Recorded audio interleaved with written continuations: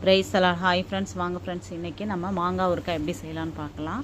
நான் ஒரு 4 பெரிய மாங்காவும் ஒரு குட்டி மாங்காவும் எடுத்துருக்கிறேன். இந்த மாங்காய் வந்து கிளிமூக்கு மாங்காங்க. இதை வச்சு தான் நான் இன்றைக்கி ஊறுகாய் செய்ய போகிறேன். அது எப்படி செய்யலான்னு பார்க்கலாம். மாங்காவை நல்லா கழுவிட்டு அதில் உள்ள தோலெல்லாம் நான் சீவி எடுத்துக்கலாங்க.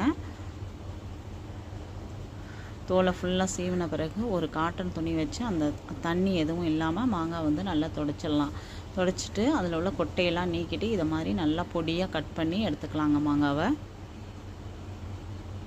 எல்லா மாங்காவுமே இப்படி பொடியாக கட் பண்ண பிறகு ஒரு வாணலில் 2 ஸ்பூன் அளவுக்கு கடுகும் 1 ஸ்பூன் அளவுக்கு வெந்தயமும் சேர்த்துக்கிட்டேன். இதை வந்து நல்லா அடுப்பை மீடியமில் வச்சுட்டு நல்லா பொரிய விட்டு எடுத்துக்கலாம். கடுகு நல்லா பொரிஞ்சு வரணும், படபடன்னு நல்லா பொரியணும். பொரிஞ்ச பிறகு அதை தனியாக எடுத்துக்கலாம். அதே கடாயில் கொஞ்சம் நல்லெண்ணெய் சேர்த்து ஒரு 15 காஞ்ச மிளகாய் சேர்த்துருக்கேங்க.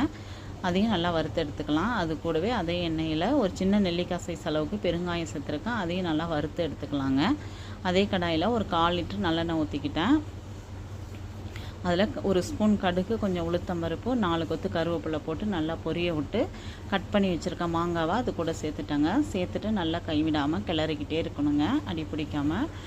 ஒரு 5 நிமிஷம் கிளறின பிறகு அதில் கொஞ்சம் உப்பு சேர்த்துக்கலாம். உப்பு தூக்கலாகவே சேர்த்துக்கலாங்க.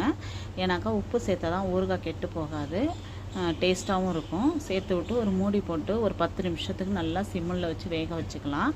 அப்பப்போ நம்ம வந்து கிளறி விட்டுக்கணும், அடி பிடிக்காமல். நல்லா மாங்காய் வந்து எண்ணெயில் வெந்த பிறகு நம்ம வறுத்து வச்சுருக்க பொருளெல்லாம் நல்லா பொடி பண்ணி அதை கூட சேர்த்துடலாங்க. இந்த மாதிரி எண்ணெய் பிரிஞ்சு வரும் அந்த பதத்தில் நம்ம வந்து இப்போ அந்த பொடியெல்லாம் அதில் சேர்த்து விட்டுறலாங்க.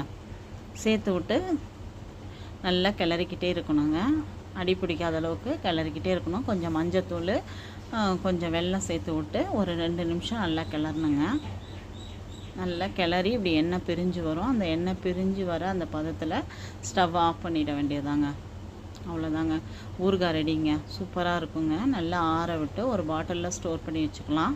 இதை வந்து நல்லா குழந்தைங்க வந்து விரும்பி சாப்பிடுவாங்க. மாங்காய் ஊறுகாய்னா அவங்களுக்கு வந்து லஞ்சுக்கு வந்து நம்ம கொடுத்து விட்டோம்னாக்கா குழந்தைங்க வந்து சாப்பாட்டை மிச்சம் வைக்காமல் சாப்பிட்டுட்டு வந்துடுவாங்க. நம்மளும் வீட்டில் எல்லா சாதத்தோடையும் இதை வச்சு சாப்பிடும்போது அவ்வளோ டேஸ்ட்டாக இருக்குங்க. நீங்களும் ட்ரை பண்ணுங்கள், ரொம்ப ரொம்ப சூப்பராக இருக்குங்க. Thank you friends.